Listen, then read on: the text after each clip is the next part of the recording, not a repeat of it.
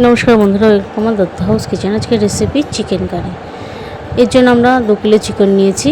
চিকেনের মধ্যে দিয়ে নিচ্ছি টক দই, হলুদ গুঁড়ো, লঙ্কা গুঁড়ো, জিরে গুঁড়ো, আদা বাটা, রসুন বাটা,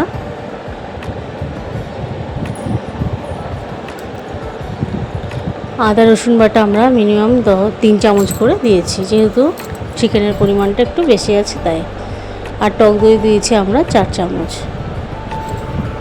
এরপরে আমরা দিয়ে দিচ্ছি পেঁয়াজ কুচি, সর্ষের তেল আর স্বাদ মতন লবণ। পেঁয়াজগুলোকে ভালো করে আমরা কুচি করে নিয়েছি। এরপর আমরা মাখিয়ে রাখবো মিনিমাম আধা ঘন্টা। চিকেনটা ম্যারিনেট হবে। এবার আমরা আলুগুলোকে ভেজে নিচ্ছি লাল লাল করে।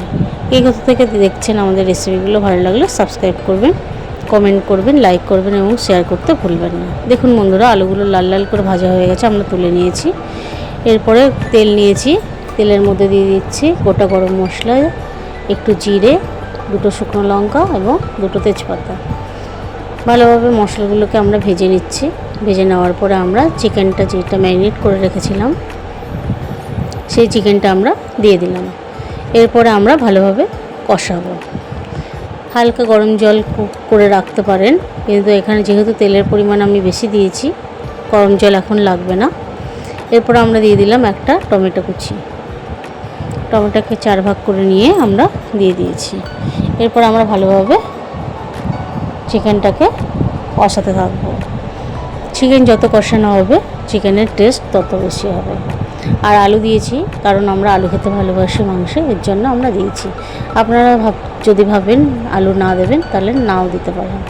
এরপরে কালারের জন্য আমরা দিয়ে দিলাম কাশ্মীরি লঙ্কা, প্রায় 2 চামচ। এরপর আমরা ভালোভাবে কষাতে থাকবো। চিকেন থেকেই জল বেরিয়ে আসছে, এই জলে আমরা চিকেনটাকে ভালোভাবে কষিয়ে নেব। আমাদের রেসিপিগুলো ভালো লাগলে সাবস্ক্রাইব করবেন আর আমাদের পাশে থাকবেন।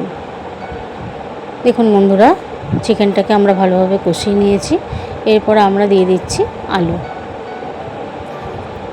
আলুটা দিয়ে আমরা চিকেনটাকে ভালোভাবে আবার কষিয়ে নেব। এখনই জল দেবো না, কিছুক্ষণ পরে আমরা ভালোভাবে কষিয়ে নেওয়ার পরে আমরা দিয়ে দেবো জল। জলটা অবশ্যই গরম করতে দেবেন, গরম করে জল দেবেন, না হলে চিকেনের টেস্টটা অতটা ভালো পাওয়া যাবে না। দেখুন বন্ধুরা, ভালোভাবে তেল ছেড়ে এসছে, কষানো হয়ে গেছে। আমরা দিয়ে দিলাম একটু জল, যাতে চিকেনটা ভালোভাবে সিদ্ধ হয়ে আসে। চিকেনে খুব বেশি ঝোল দেবো না, ঝোল বেশি ভালো লাগে না, চিকেন কষা কষাই বেশি ভালো লাগে। যেহেতু আলুগুলো এখন গলতে চাচ্ছে না, এর জন্য একটু জল দিয়েছি। আপনারা যদি ভাবেন জল না দিয়ে চিকেন কারি বা চিকেন কষা করবেন তাহলে না জল দিলেও হবে। দেখুন বন্ধুরা, আমরা বেশি ঝোল রাখিনি। চিকেনটা ভালোভাবে সিদ্ধ হয়ে আসতে, আলুটাও সিদ্ধ হয়ে আসতে। এরপরে আমরা দিয়ে দিলাম গরম মশলা। আমাদের রেসিপিগুলো ভালো লাগলে সাবস্ক্রাইব করবেন, কমেন্ট করবেন, এইভাবে চিকেন রান্না করবেন, মুখের স্বাদ লেগে থাকবে। এরপর আমরা বাটিতে তুলে নিয়েছি। দেখুন কত সুন্দর লাল লাল হয়েছে। ভালো লাগলে সাবস্ক্রাইব করবেন। নমস্কার।